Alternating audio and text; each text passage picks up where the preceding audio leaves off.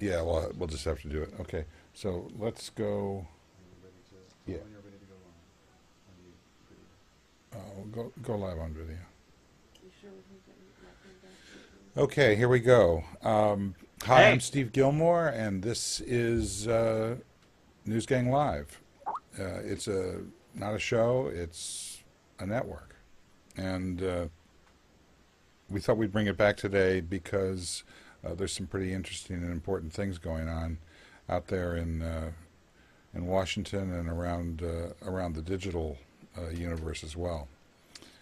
We're having a little bit of technical issues with some of our guests. So first, I'm going to do the hardest one first and bring in from London, Tom Milsom. Can hey, Hey, hey, welcome. how's it going? It's going very Is this well. working? Is this good? Yeah, can you see me? I can see me. So you're, can you see me? I can now. Okay, very good. So that's the delay. We've got about a second delay here, but the picture's good. And Karoli, let's introduce Karoli Kuns. Hi, Karoli. I'll give you some audio. Are you there? Hi, I'm here. Such as it is, right? You seem to be nursing a cold. I am. Okay. Uh, let's go to. I've imported. He asked that I not call him a Republican, but rather a conservative. The famous former CTO of the state of Utah, and now he's got a huge startup going, which I hope he explains a little bit about later. But it's Phil Windley. Welcome, Phil. Don't hear you. Glad to be here. Ah, that's better. Can you say that again? Yeah, I'm glad to be here. Okay. And then we've got from the state of Washington, not the district, we've got the elusive Michael Markman, who has now returned. Welcome, Michael. I am here for now. I don't know. There was a technical glitch, and I got bumped out of my connection, but I'm back. Okay, and we've also got on the phone, we've got Francine Hardaway. Francine, Hello. welcome back. Oh, I'm so happy this is happening again. Yeah, me too. And the infamous Crater, Rob Legesse.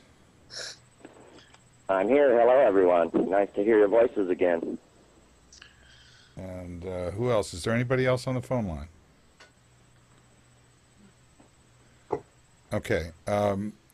For those of you who are following along in the chat rooms, if you go to building43.com/realtime, there's a friend feed chat that's underway. And we're also starting to bring people in. If you want to get on the call, what you need to do is to go to beta.newsgang.net and download Silverlight 3 if you don't have it. And then sign on to the application, and once you get into the inner sanctum, there will be a place where you can request the quick caller code to get onto the call. I don't expect that everybody will be doing this, but we wanted to get started and sort of broaden. We've been in an extremely private beta for a few weeks, and today we're going a little bit broader. Okay, so I think the best way to start this off would be we met Tom Milsom at an event thrown by Francine Hardaway and arranged and conducted by Michael Markman. So, Michael, you want to tell us a little bit about who Mr. Milsom is and why he's been allowed to run havoc on the internet globally? I can't tell you why he's been allowed. That's the way the internet works.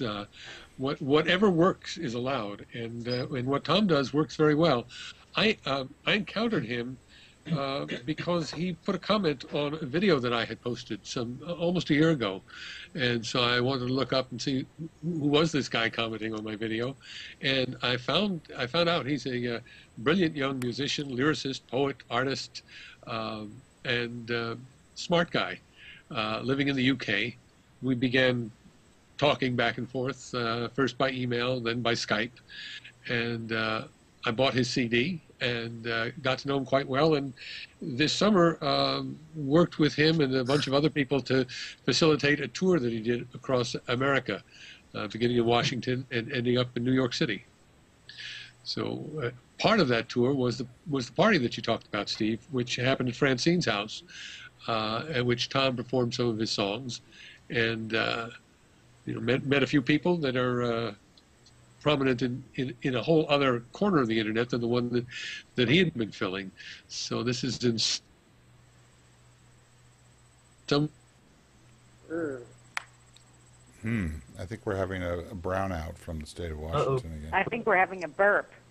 A burp? No, he's all right. It's just Skype is pretty miraculous. I think they're switching over to the new peer-to-peer codecs now that Zangstrom has regained control of the product from eBay. No, that's not true. I'm lying. Okay, what I'd like is a two-shot so that we can have Michael and Tom in a two-shot, if that's possible. Oh, my goodness. Oh, boy. Modern technology. Good luck. Hi, Michael. There it is. Wow. Whoa. Okay. Whoa. Okay. So, Yeah. Tom, do you have anything to say to Mr. Markman's recounting of how you got to Francine's living room? And can you tilt down a little bit, Michael, so that you're a little Yeah, there perfect. we go. All right. Go ahead, Tom. Okay. I thought it was a very lucid, all-encompassing and well-told story. I cannot fault it in the slightest. But you're much more well known among, I think you described them 14-year-old girls across the country. Yeah. So what's that all about? Yeah, they're my primary fan base. I think maybe teenage people in general in the United Kingdom and worldwide in English-speaking countries predominantly, since I have a proclivity for using words that might not necessarily come across to those who speak English as a second language, which is a shame, but nonetheless, I digress. Yeah, Tom as a lyricist is quite intricate and marvelous, and I think he's in a long tradition of people who write complex lyrics to songs that are usually comic songs. I think goes back to W.S. Gilbert, maybe even beyond, and I just love the lyrics that he writes, among other things that I love about his music. Some of us who remember the 60s, or at least pretend to, remember a gentleman named Tom Lehrer, who Yes. who was fantastic and very funny. And maybe later in the show we'll get a reprise of one of the Tom Lehrer songs that you did, Tom Milsom. I love that. But to start this off, and then we can get into the conversation about what I think is a really critical issue, namely the healthcare reform, or what hopefully will pass for it. And I understand that you've written a little tune for that. And let's go. I have full indeed. shot for that. I've penned a ditty, a satirical song for you. Would you care for me to play it for you now? Please. Right, certainly. It's a little song that takes place in a doctor's office after Mrs. Sarah Palin has been for a checkup, and this is what the doctor says.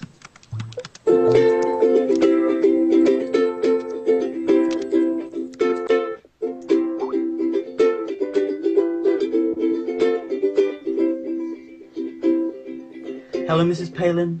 What's the matter here today? Having those same stomach cramps again? It says here in your notes that you've been quite distressed of late. Did you take your meds and see what happened then? And how's your son today? I hear he's doing very well and really thriving in our current scheme. So sad that in a month we'll have to throw him in a ditch and laugh as he begins to writhe and scream. Because we're going public with a national healthcare reform. We've been prescribed a free dose of utter degradation of every human ever to be born. Raise your glass and raise your taxes. Be happy and try not to make a fuss. We're only following in the footsteps of every civilized nation other than us. So Mrs. Palin, don't be panicked, don't be scared. It isn't quite like 1984. At least it won't be like that in the Orwellian sense, but it's when Canada got their foot through the door. But times will be much harder when we must discriminate against those disabled, sick and elderly. You're right, discrimination only works against the poor, and that's worked out just great for you and me. But now we're going public with a national healthcare reform. Fixing people up and then making them pay is just a calm before the storm. Raise your glass and raise your taxes. Be happy and try not to make a fuss. We're only following in the footsteps of every civilized nation other than us. So Mrs. Palin, I appreciate your frets, but rest assured these new times could be great. And if you lack inspiration, look no further than Bhutan. They've had one there since 1988. Just sit back and relax and let the whole thing pass you by. I'll tell you now, it's better off that way. Then come back here in 2 weeks' time, and rest assured you will be fine as long as you get someone else to pay. But now we're going public with a national healthcare reform. Maybe one day we'll be vaguely up to date, and looking after citizens will be the norm. Raise your glass and raise your taxes. Be happy and try not to make a fuss. We're only following in the footsteps of every civilized nation other than us. Going public with a national healthcare reform. In addition to the people who are missing half a leg, we'll also treat those who just feel a bit forlorn. Raise your glass and raise your taxes. Be happy and try not to make a fuss. We're only following in the footsteps of every civilized nation other than us.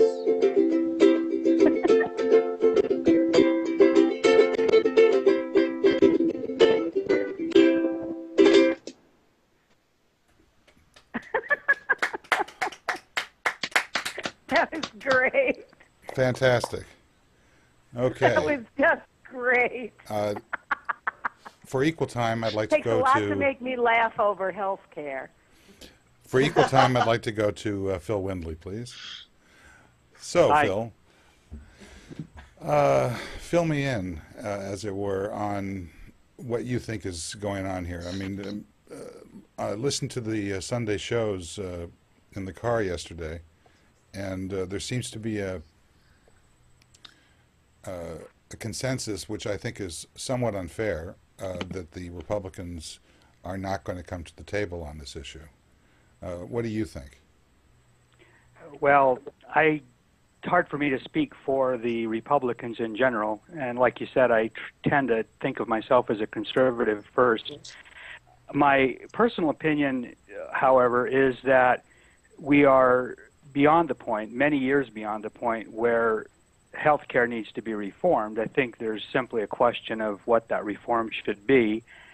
And I think that there are a lot of things that we could do that make sense from a reform standpoint, short of a public option, and we ought to see what those do. I mean, for example, I think there ought to be no pre-existing conditions. I think that there ought to be a prohibition against rejections.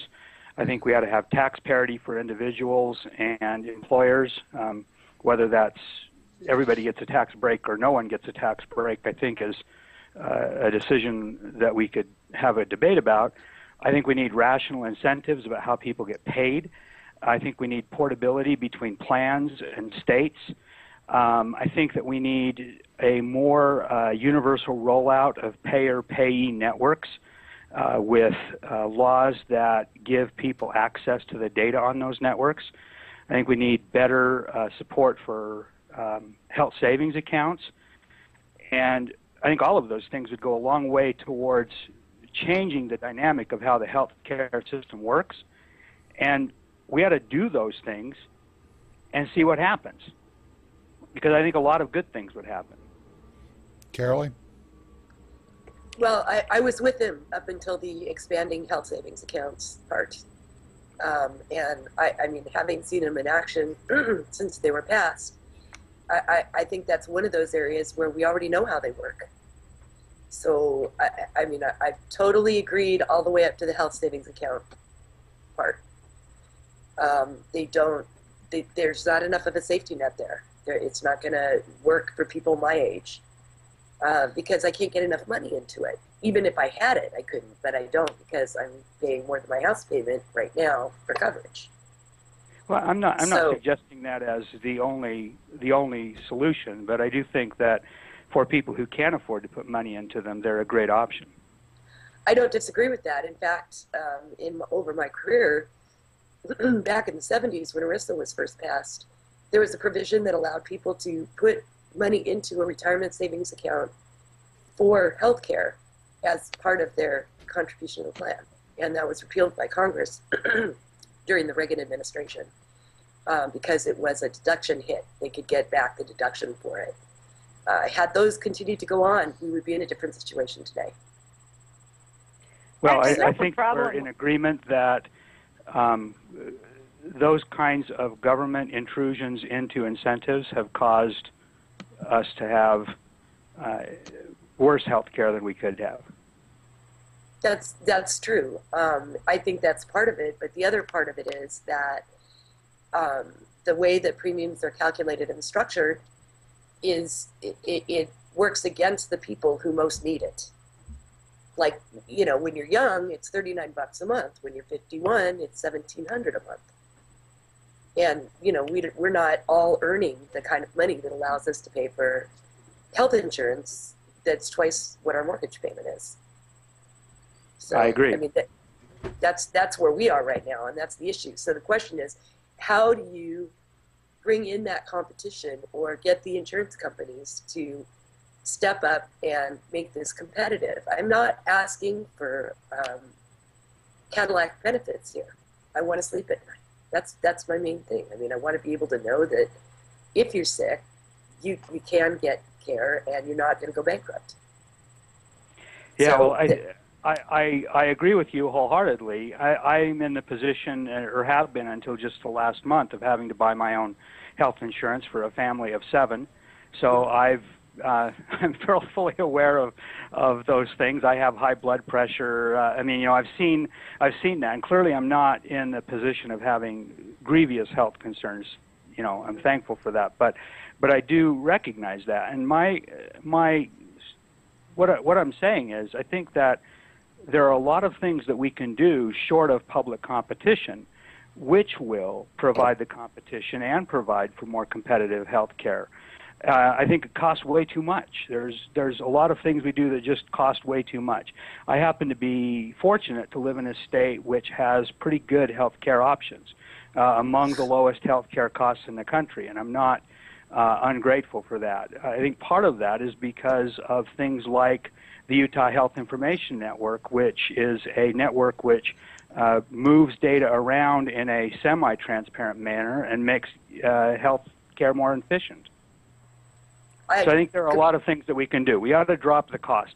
I don't think that we ought to let people go without health care. I think we have a system right now which is aimed at that, and how Medicaid evolves over time, I think, is part of this debate. I agree. I think that it is part of this debate, but at this point, I mean, we have two issues. One is the long term, one is the short term. Something has to kick in the short term to help people. And I don't know that I necessarily agree that it should be subsidies. For example, I would be completely willing to opt into Medicare and pay for it. And pay, you know, a decent amount of money, not just a little bit. I would be completely okay with that. And that would spread the risk, and it would also drop the liabilities, because you would have younger people. By younger, I'm saying let's drop it to 50 or something. So you'd have younger people in a system paying for it, not just getting it as part of their Social Security. So there's a cash flow established. I'd be perfectly okay with that. And with a phase out even at the point where there was competition. Michael, jump in. But right now the law is structured so that health plans cannot compete in states, and each state basically has a monopoly of 1 or 2 plans that operate in that state. Yeah, and you'll notice that one of the things I said was portability between both plans and states. I think you're exactly right. that the ability to create a monopoly in a state is a bad thing for our healthcare system. Now, one of the And that's what's happened. The problem is trying to get the government either in or out. Either we need a public health care system in which the government runs it all because it's basically screwed up the incentives so much already, or we need the government out to let the free market play, and that's never been done in human history. Yeah, I'm not sure, Francine, that I agree with you that it's either or. That first of all, I don't think that either or is going to work at the legislative level. I just don't think that the Republicans are going to allow, what they consider to be an open door for government control. And secondly, I don't think that that's what's going to happen anyway. I think that Obama will cave on this. Well, there's no economic endeavor in the United States that the government is completely out of. Yeah, but what I'm saying is that just in terms of the practical nature of a deal, would you agree, Phil, that you think there's going to be a deal, right? I believe there will be a deal. Okay. Michael Markman, do you believe that? Yeah, there's not going to be a stalemate forever. I know that Nancy Pelosi and the House progressives are saying it has to be this way or they won't support it. But at the end of the day, I don't think that they will hold to that position. Right. So if there's going to be a deal, the question is what are the outlines of it? And I want to ask everybody on the call, particularly Francine, if she knows anything about this. What is the Republican position, as expressed by Rudy Giuliani on Meet the Press, had two essentially, he talked about the issue of control, the ability for people to buy plans nationwide. Does anybody know what that issue entails and how it conflicts with the Democratic position? It seems like what Giuliani's saying is that the Democrats won't go for that.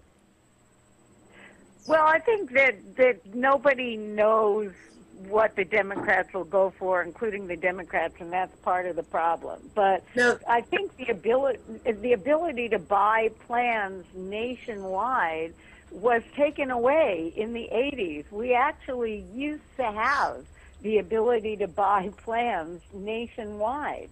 And then there was some kind of modernization act that took away that ability and left it to the states.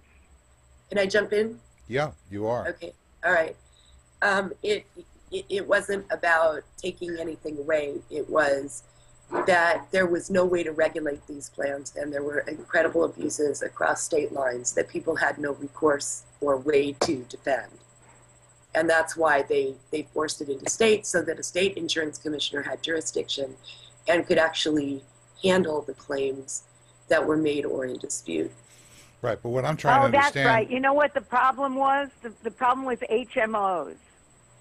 What I'm trying to understand is whether this is something that is going to prove to be a deal breaker that's being introduced by the Republicans. I think it will be. It will be a deal breaker? I think so. Well then, in other words, there's not going to be a deal.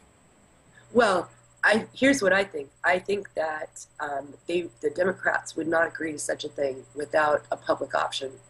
So if they want that, then they're going to have to also agree to the public option. So it's going to be a package deal if it goes at all. But there are some people, including myself, who think that the Democrats will agree to a trigger mechanism rather than a public option, at which point it's, again, in my opinion, it's still going to come down to a reconciliation or some, Democrat without Republican support deal. Well, I think you can pretty much count on it being a Democrat without Republican support deal, no matter what they come up with. I think there will be a trigger mechanism. I think that's actually kind of a clever idea, and I think eventually we'll end up with a public plan that way. But we have to slide into it, and I'm just not sure we can get it all done. It's very interesting the way the media has played into all of this. and distorted the debate. The debate is Well, so I mean, distorted the whole right point now. of this, of what we're doing, is to not distort the debate. So I really don't want to spend too much time talking about, you know, how MSNBC and Fox have sort of switched places over the last 6 months. Right. Phil Windley, Yeah. you said that you think there's going to be a deal. How is that going to happen? You know, I guess I'm not enough of a Congress watcher at this point to tell you how I think the deal's going to happen. I do think that there is sufficient momentum behind this. There are enough people who are worried about health care that they want something to happen. I think the question is, you know, what, obviously. There's, I think the Obama administration has perhaps approached this the wrong way in terms of the people who have to be converted to this aren't the people without health insurance. They all are already converted. It's the people who are happy with their plans, and I think most Americans who have plans are relatively happy with them. I think the statistics bear that out. So what you have to do is you have to convince those people to do something else.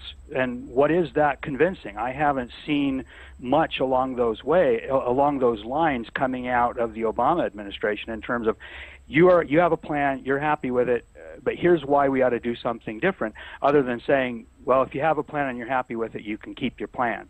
That's not enough to say. No, that's because just people hate by change. But most people aren't going to be able to keep their plans. Yeah, but when we have a school bond issue, nobody wants to pay more taxes, but people somehow get convinced in many cases to vote for more taxes. And that's because somebody sells them on the benefits. And right now, I don't think the Obama administration is doing a good enough job to sell people. And so what this is going to come down to in a lot of people's cases, they're going to feel like it was shoved down their throat. Now, if that happens, that happens. But I don't necessarily think that's the best thing for the country. Well, See, what happens every year is that more um, businesses give up health insurance because they can't afford to pay for it for their employees. And then the people who like what they have aren't going to have what they like anymore. I'm actually a little surprised that I haven't heard more from business, both small and large, on this issue. Health insurance costs are huge for business, and I'm a little surprised that they haven't jumped into the debate with both feet and really dealt with some of their end of cost issues. But given that they haven't, I'm going to disagree with you, Phil. I think it's been sold over and over again, and the people who, what it comes down to, in my view, is those who have are good, and they don't really extend their concern to those who don't have. Well, what's wrong with that? Nothing. It's just an act, but it doesn't make for anything to happen, so you have to just go forward without worrying about it. But that's my point, is that we have lots of situations in government where people are relatively satisfied with the way things are. I'm relatively satisfied that there's not a new school bond issue that's going to cause me more taxes. But somehow they convince me to vote for a school bond issue to build a new high school. They sell what good that's going to do. Not necessarily for my kids. I may not even have kids go to the high school, but they sell it. And right now I don't think there's enough selling going on. I think the Obama administration has left it to Congress to debate this. Good or bad, that was their choice, but I don't think they've done a very good job of selling it. Well, I don't think would it's disagree with that. yet. I would disagree with that. I think that if he doesn't, formulate some sort of wish list of his own tomorrow night, then I would agree with you. But I think I'll give you that. Then, the notion that somehow the Republicans won August with the town halls, I think it's ridiculous. This is an extremely contentious issue that has taken years to get to the point where, I mean, we had to basically lose 2 wars in order to be able to get into a situation and then destroy the economy where we were able to elect a Democrat who could maybe get this thing through. So I actually think maybe the fact that the Democrats lost August is a good thing. Michael, you might be somebody who might agree with me on this, that by letting everybody tear each other to pieces and the public throw up their hands in confusion, it paves the way for Obama to come in and say something, and solve it all. Yeah, I think that's the kind of superhero approach, which I think is more of a media positioning. I don't think the Democrats lost August. I don't think the Republicans won it. I think that they stated their case, and then they started moving off into swift boating around, the president's speech to kids and things like that, because they don't have any real solutions. I mean, I think it's extraordinary. Well, there's been an awful lot of smoke thrown throughout August. But so what? But it hasn't been a clear debate. It's been a debate that's created a huge amount of confusion and distraction.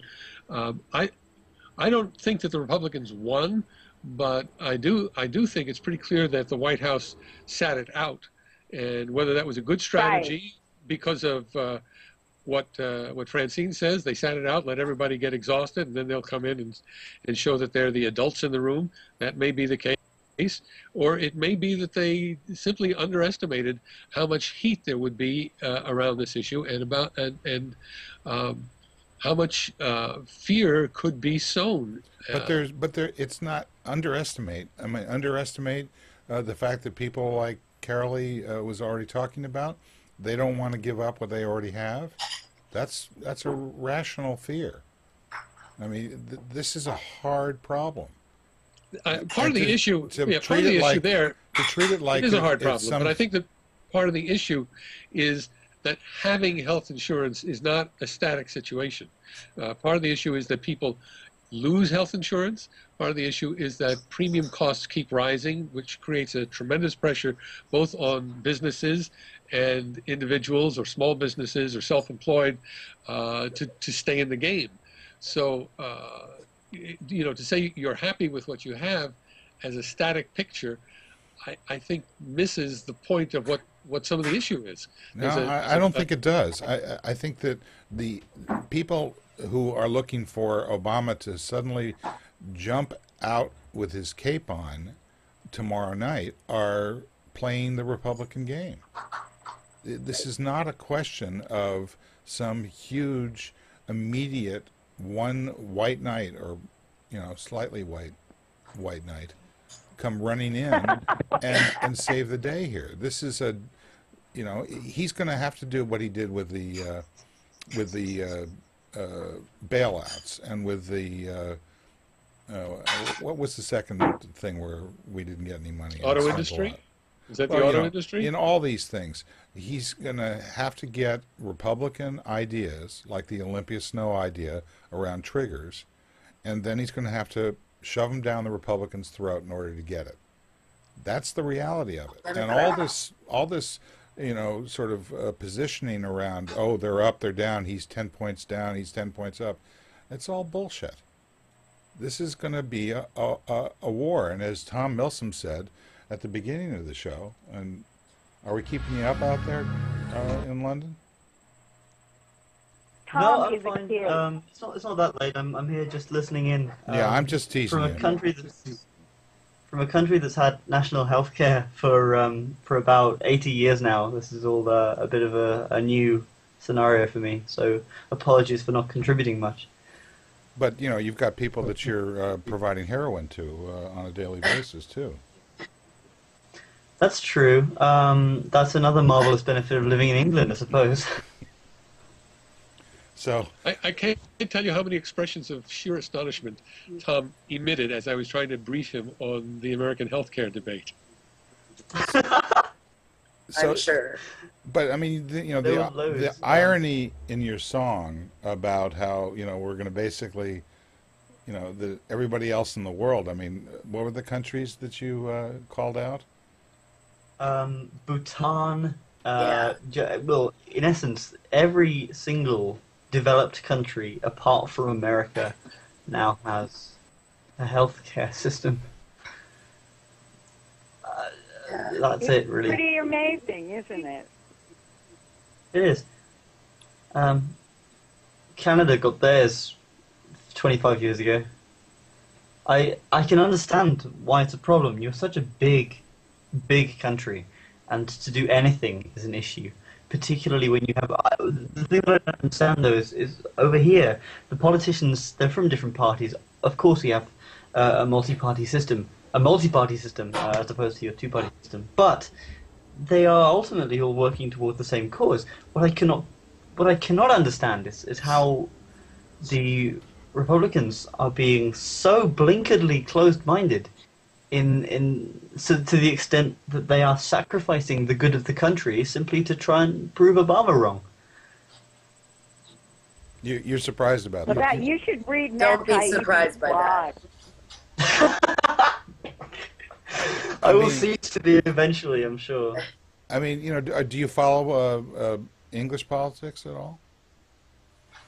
I do. Yes. Okay, is there any kind of throwing under bus on the part of one party over the other in England? Not really. Occasionally, there might be. There are debates, but they're usually very polite. The mayor organises bike rides, and those recently came under attack as being a waste of his time. That's the biggest issue at the moment, the mayor's bike rides. We are an untroubled country, by and large. I mean, the National Health Service is something that regularly comes up in debates and discussions. It is a source of constant worry and panic, as is education. All these big features, they're all there. But healthcare is a really big one. We are pouring money into it in the UK. I'm sorry this is a little off topic, but I think it might be relevant. We are, as what could happen, I mean, we're pouring money into this National Health Service, millions upon billions every year. The taxes are going up. We are taxed, I think it's 40% or something. It's astonishingly high. And most of it is going to the welfare state. To help people. We have council houses as well. We have council housing for people who don't work. They go to the council, ask for a house. The council gives them a house. It's beginning to get a little silly, but you know, it's something that has to be there for people who cannot work, who have children. We have, you know, child benefits. All these things contribute to make someone essentially able to live very well off the state without having to do any work whatsoever, through the National Health Service, the council housing projects. All the whole welfare state system is just taxing us to death. Phil, and you're so smiling. It's something to consider. Phil, you're smiling. I think we lost Tom. No, Did you lose me? I just think it's an interesting discussion where we could end up. And I think there's a middle ground. I think that there is a way to implement what Phil was suggesting in terms of reforms inside the system itself with regard to information and outcomes-based medicine and, you know, all those kinds of things. And at the same time, give people the opportunity to be covered at an affordable rate that allows them to sleep at night and not lose their house. And what we've seen in August has been essentially a trial. I mean, if you've ever watched a trial, everything's thrown at the wall. You see what sticks with the jury, and at the end of the day, a verdict is rendered. And we're coming up on summations in the verdict. I mean, that's what tomorrow will be.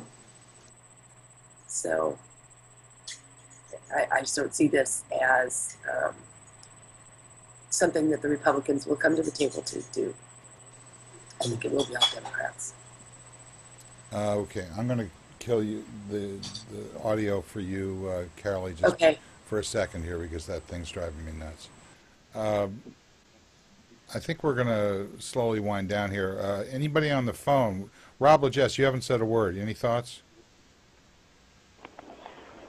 Any thoughts? Well, I have one thought, and that's I think we almost have to compromise, because if we don't, then everything that we do during this administration will attempt to be undone during the next Republican administration. So why go there? Why not just balance things now and try to find a medium ground?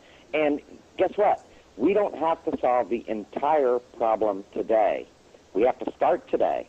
So let's focus on those people with the greatest need and the least ability to obtain health insurance because, you know, pre-existing conditions or lack of a job, whatever the case may be. Solve those problems. Let's not try to solve everything now. We're not smart enough. We don't know enough about this. We don't know enough about how it's going to work over time to make those big decisions. You know, just like with website design, I like doing small changes. Every now and then you can do something fairly radical, but you can't turn Dig into Facebook overnight and expect not to disenfranchise people. So let's take baby steps. Let's serve those who need served most and whose needs are the greatest right now. Start there. That's it. Amen. Well, Rob, I want you to read Matt Taibbi's blog because I think that's probably would be a good idea if everything weren't so, and I know that Steve doesn't want to discuss this. What is it? What do I not want to do? Well, you don't want to talk about how the issue has been positioned, but it's been positioned to the point where if we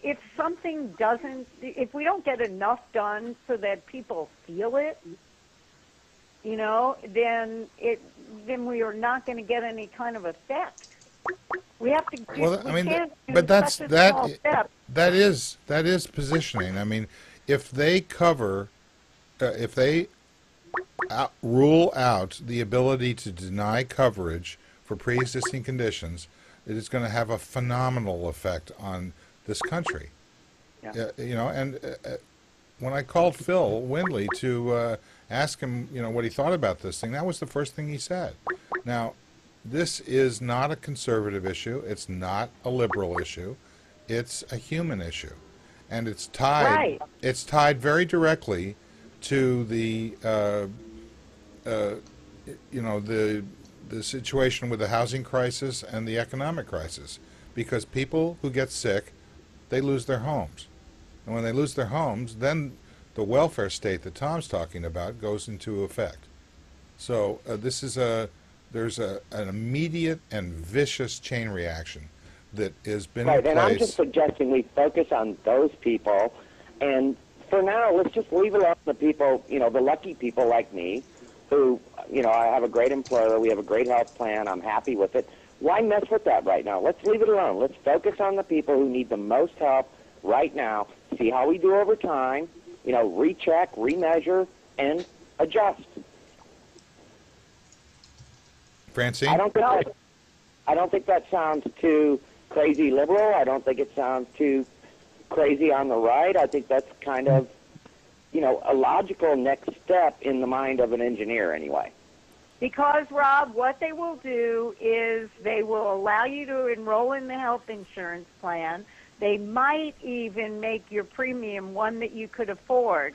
But then they'll do something like put a rider on the plan that won't cover something that you need it to cover. That's as crazy as saying, you know, a right-winger saying, yeah, but, you know, the next thing they'll do is they'll take over your house and they'll put cameras in your bedroom. Come on. Don't tell me what they're going to do. Let's just write the law so we know what we're going to do. I mean, that's already happened. I mean, look at this show. I mean, there are cameras in everybody's bedroom. Yeah, we've got cameras everywhere. I mean, I think Rob is making great sense here, because this is a very complex system. Anyone who has engineered complex system knows that making wholesale changes to open loop systems and just throwing it to the wind and hoping that it turns out better is just pure silliness. And that's what we tend to do with issues like this. Let's take small steps. I mean, I outlined 5 or 6 things which I think would have pretty good effect and wouldn't necessarily be wholesale changes to how people get their health insurance. Okay, can I jump in here, though, just for 1 minute? The only thing, in my opinion, that you didn't address, which is probably the most critical issue for most of us who are uninsured or will be uninsured, is there's no built-in safety net for costs for us. In other words, we're going to end up, this is our concern, that I speak for the people who are either paying way too much or are uninsured, is that we're going to have a mandate to buy insurance, which is all fine, Except as Francine points out, if you want insurance that covers that thing over there, you're going to pay more for it. They'll rate you because that's what insurance companies do. This is not speculation. This is what they've done for the last 100 years. They're not going to change. Yeah, but that's They're fine. not made to change. That's But fine. what did But I suggest would preclude that? No, hang you on a didn't second. suggest. Well, I would just argue. Hang on a second. I You would think just that what argue you're that's what you doing, do best. what you're doing is that you're taking something which is undeniable, and then you're attaching a vision of the future to it, which may or may not happen. Now, what you do is you weaken the argument. There is no argument against not allowing insurance companies to not cover pre-existing conditions. There is universal support for that position. That's correct. Okay, but what you, in the next breath, what you say is that it's not going to work because ... That isn't what I said. What I said is there's no mechanism to contain the costs on those policies. That's true, but so what? What does that have to do with anything? How about just so what? I'll give you I an don't example know of why. I'll give you an example of why. The people in this country are locked into an economic system where they are controlled by people who have money. The pre-existing conditions, roadblock. What does it do? It causes people to be afraid to lose their jobs, to be afraid to switch jobs, to be able to become self-employed in a virtual economy, which is exploding. Make it hard to start a company. That's right. Right. It's I ridiculous. totally agree. So the No economic disagreement. benefits of actually unleashing the productivity of this country are being pigeonholed as being with lack of cost containment. Cost containment is a complex issue, as I think several people have said here, that, how do we get started down that road? I don't know the answer to it, but it still doesn't obviate if you can get something that takes care of pre-existing conditions and makes it illegal for insurance companies to deny coverage. I mean, we pay an extraordinary amount for our health insurance because I have a pre-existing condition, and I'm lucky enough to have been employed long enough to be, dribbling through COBRA and then into HIPAA. We're spending like almost $40,000 a year on insurance. It's just, it's crazy. Now, what I'm afraid of is that as long as people demand that they get everything or nothing, they will end up with exactly what they deserve. Well, I started here. I started with, create a scenario where I can sleep at night. I don't have to have everything. I just have to have a minimum. And, that's what they've done in this plan. They created a baseline. And then they've said, you can buy that baseline. I mean, that to me seems to be a perfectly reasonable way to handle the problem. okay. Until you get to the cost, and then it's an issue again. Right, and it's going to be an issue because cost control is a complex and difficult problem all by itself, having nothing to do Well, cost control involves Exist. prevention and access to primary care and some end-of-life issues that people don't want to face. That's what cost control is about. Can't flip a switch and fix that, Francine. Long-term, prenatal care, health education, we need to start that now. We're not going to solve that by passing a bill. It's going to take a lot of time to get all those programs into effect and to literally flip the way we do healthcare upside down from what it is today. But back to the argument about cost control. How does limiting who we serve now versus opening up, this quagmire of we're going to serve everybody equally, what is the difference there? You're going to have cost control constraints either way. The only point is that by starting smaller, you're going to be able to learn what those constraints are over time, adjust for them, adjust the program, adjust the laws, and eventually get to a point where you've got a much more sane and tolerable, and by tolerable I mean tolerable to Hello? Rich, and say, you know what, you 20% who are in a happy place right now, guess what, you're getting screwed. You know, that's not what it says, but I'm good. You know, I mean, we'll have to just wait and see what happens tomorrow, I think. I think tomorrow night is going to make a huge difference. In the meantime, you ought to read Matt Taibbi's blog. I keep saying it, and I know he's hyperbolic, but he does do a pretty careful job. Okay, and keep in mind that whatever we're talking about here, right now the effective date is 2013. It doesn't go into effect right away. All right. Tom Milsom, do you have a tune to drive us out of here? Do you want a tune to drive you out of here? I could pluck one out for you. Yeah, just absolutely. Whatever you damn please. Whatever I damn please. All right. I'm trying to think of something healthcare related, but I've cleaned out my.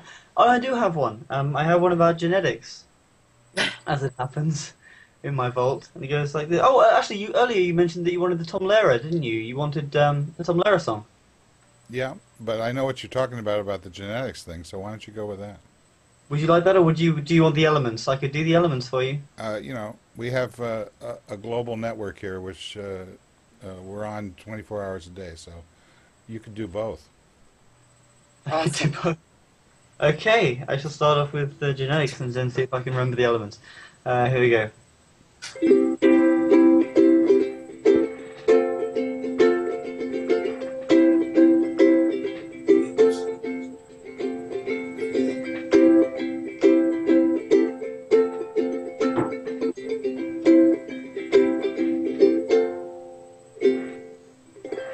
I knew our plan was doomed right from the start. The human body is made of more than just a heart, and though it seemed we'd be together for eternity, that's a long, long way away from how it seems to be to me. It isn't right that we should find about the way we fit together, just another complication that is standing in our way. And you know I love you so, and even though we'll make a monster, it's a beautiful disaster that's too terrible to simply throw away.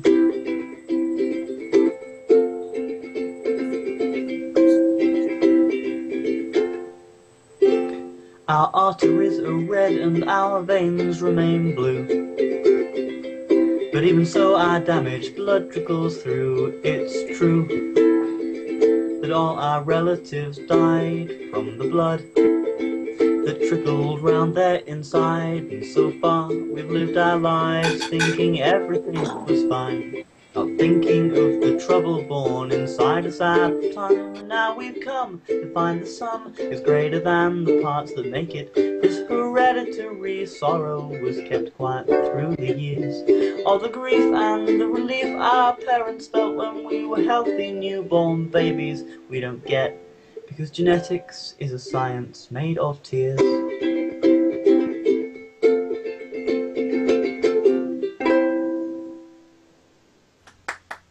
Beautiful.